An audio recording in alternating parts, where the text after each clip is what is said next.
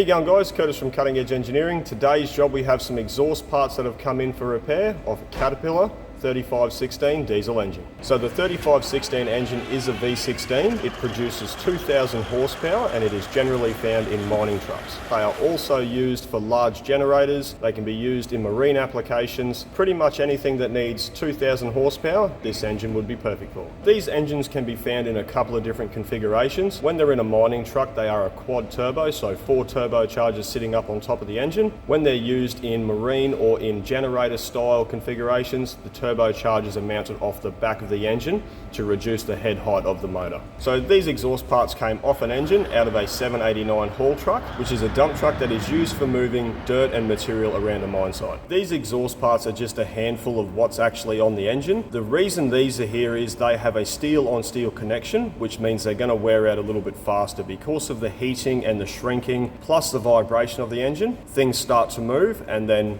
things start to wear out. And all of these parts are made from cast iron. So cast iron is great for exhaust components because it will handle the temperature changes. When it heats up and expands and it cools down, it contracts. But when you've got the two cast iron surfaces working against each other, they do wear out very quickly. The other components don't have a steel on steel connection. They do use a joiner there to allow them to pass the exhaust gas through them. So they don't often wear out, but over time they do get pitting in them from the exhaust gases rushing past them.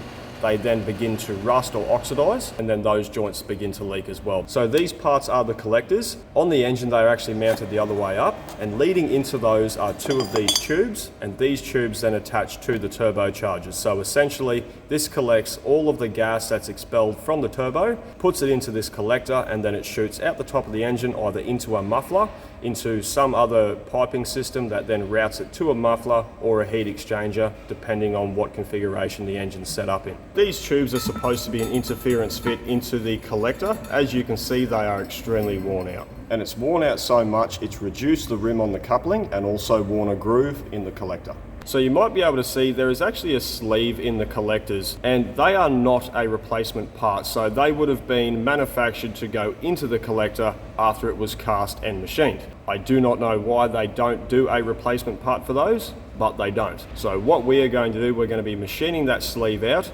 machining up a new one, which will be a very tight interference fit, and then we can machine that back to size. But before we do that, we need to repair the 4 tubes that go into the collector. So we won't be doing any metal buildup on those. We are just going to machine them down so they all end up the same diameter, and then we can get on to repairing the collectors. And these parts here, these bolt onto the cylinder heads, and they route exhaust gases from each side of the engine down into the turbochargers and then out through the collectors. These aren't a common thing to wear out because of the style of joiner they use. They don't really get a great deal of friction, but as you can see, someone has already done a repair on these before. Someone has machined grooves into these and put basically a piston ring around them to increase their diameter. That is not a genuine thing. I've only ever seen it on engines that have been rebuilt before. And to repair the exhaust manifolds, we will be reducing this OD.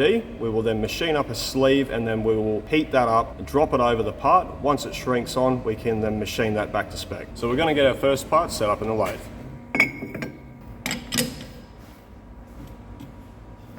So I'm not going to build this up with weld and then machine it back to spec. That is a very uneconomical way to do this repair. We wouldn't actually be achieving anything. So we're just going to give this a quick skim. We're going to take about 2 mil off the overall diameter. Once we get all those to size, we can move on to repairing the collectors.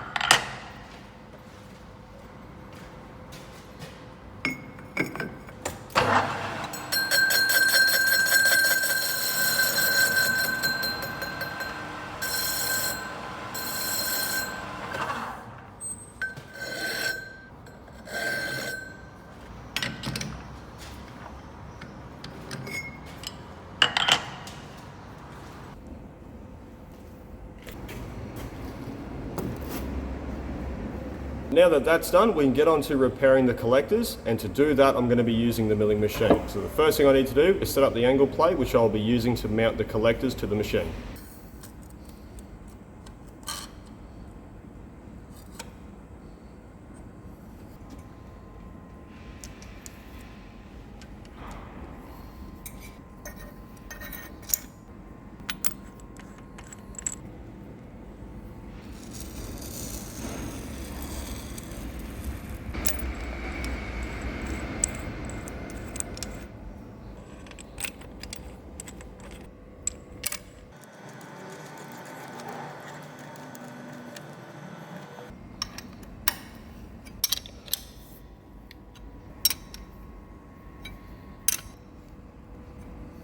So we're about to set this up in the milling machine, and I can't just put this in the mill and bolt it down and start machining. Because the outer surface of where the coupling goes into, it's not a machine surface, you can't really use that. So there is a machine surface on the inside where the coupling goes into that is parallel and true to the collector. So I've quickly machined up a spacer.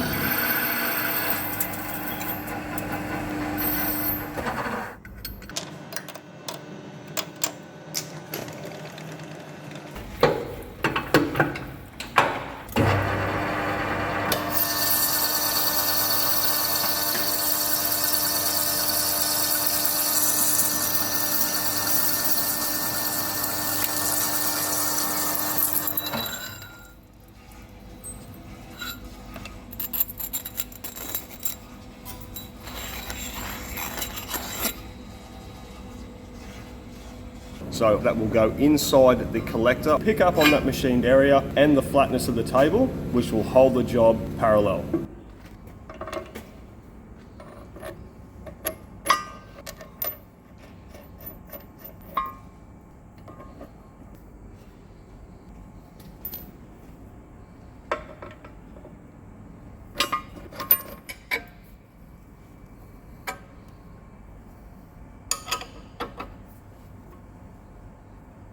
So we're just going to find center using our edge finder. I will just touch off on the top of the sleeve. There is no damage there because the collector actually sits a little bit lower than that. So we do have a bit of clearance here. When the customer goes to bolt this back together, there will be enough movement throughout all the components that it will all go back together correctly.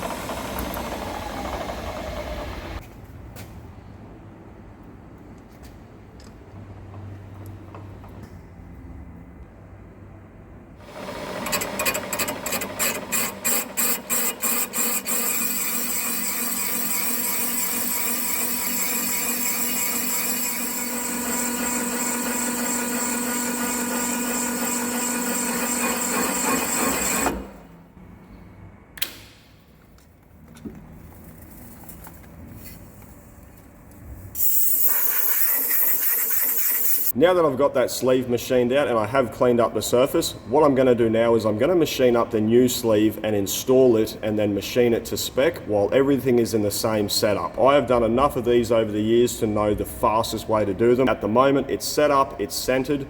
The lather's right behind me. I can machine up the new part, install it, and machine it and finish the job. So I'm going to be machining the sleeves out of heavy wall ST52 tube. We will not be using cast iron because cast iron in a hollow bar is not really available here. We have had a lot of success using ST52 tube as replacement sleeves for exhaust parts, so we're just going to stick with what works. First thing I'm going to do, I'm going to bore the ID of the tube out to within 1/2 mil of our couplings because they are all the same size. Then I'm going to turn the OD down just long enough for this sleeve. We'll part that off and then we can install it.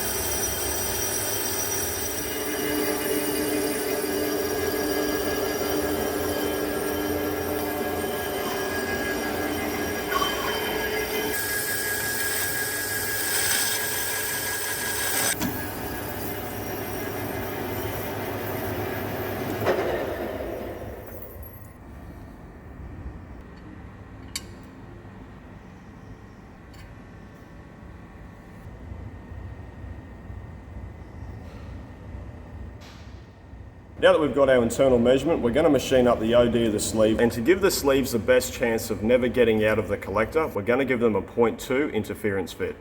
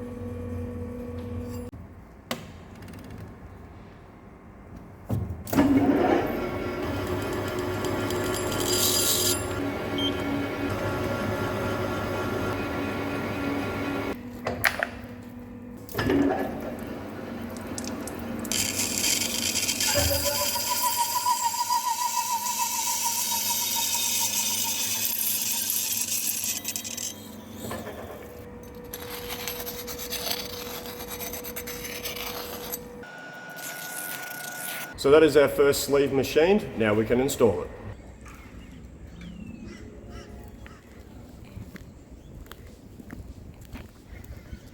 What you got? Hang on, wait. Drop it. Oh, what a good boy. Come on.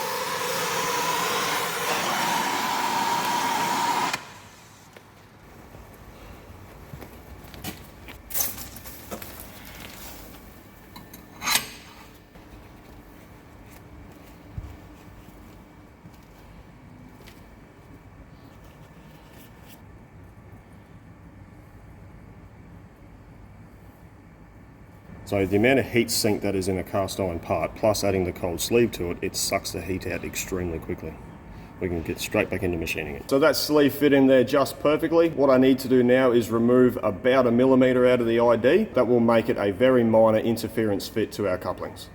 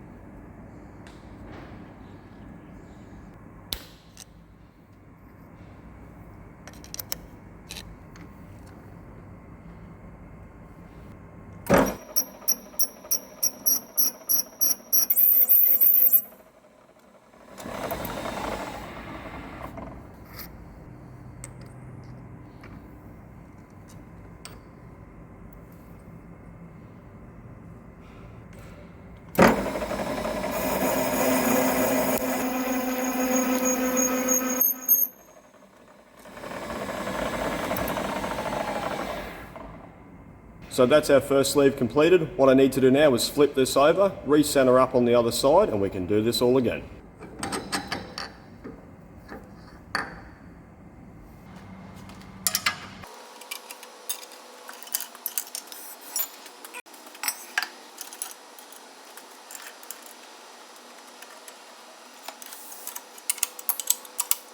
So I didn't forget to put this in. Now that I have a nice true area on the other side that I have just machined, I don't need this anymore for this one.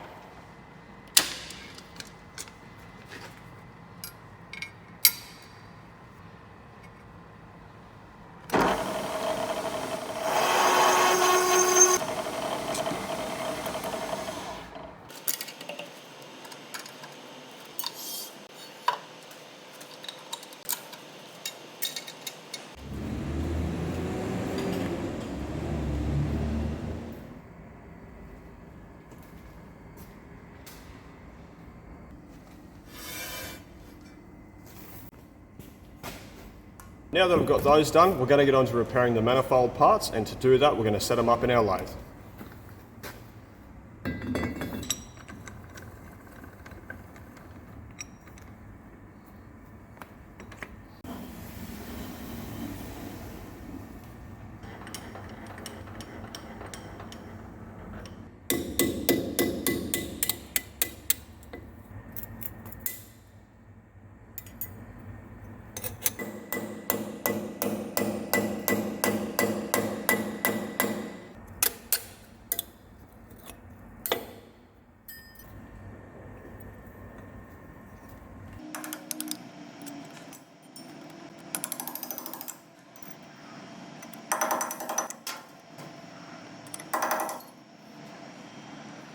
So with the rings out of the way, we can now machine down that surface. We're not going to go all the way to the depth of the grooves where the rings are, because that's not going to achieve anything and that will end up making it weaker. So we're going to machine that back to the shoulder, get a nice clean parallel area, and then we can machine up sleeves to fit over the top.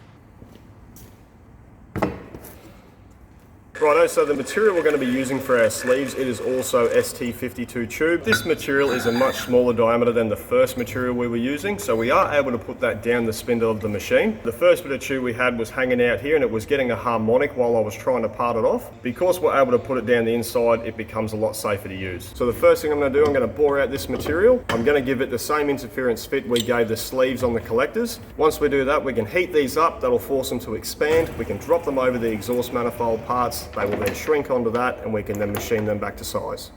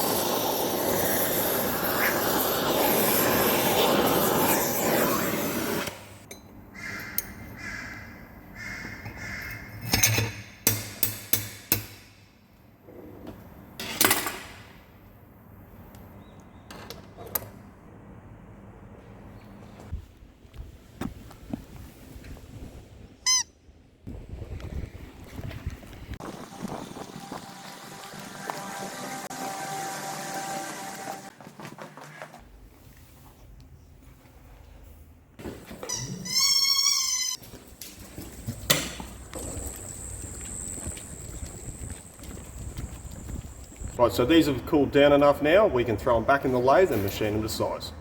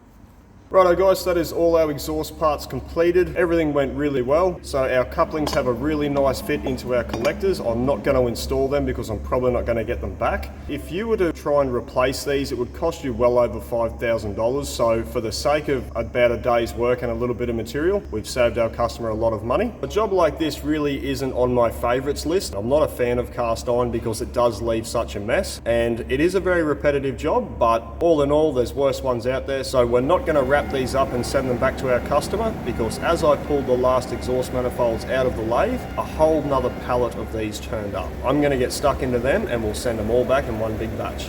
Thanks for watching. We're going to... How are you going to start that? So these exhaust components come off a... So these exhaust components... which is a dump truck that is used for moving, which is a dump truck.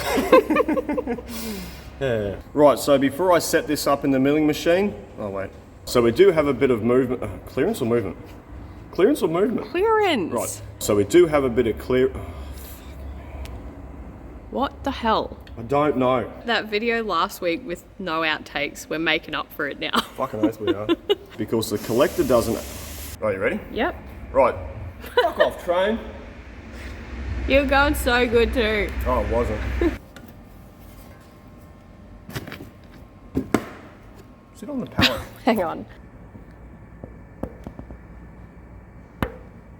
Damn it. That's not small.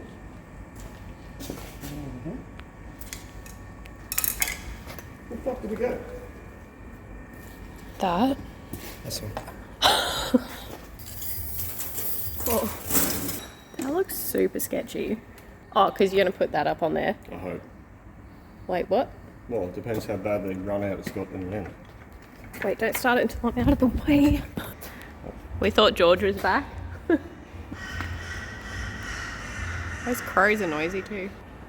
They're probably hiding from the crows. Yeah, they probably are. You guys aren't welcome in here. You're very noisy and you're not George. Fucking crows. Once we do that, we can heat up the part. Now that I've got that machine... Now that I've got...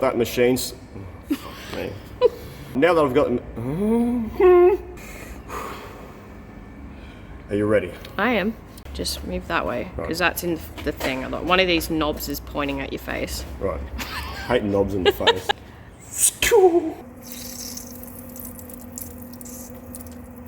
Did a wee wee. Good child. Oh my lordy lord. That's not funny. What?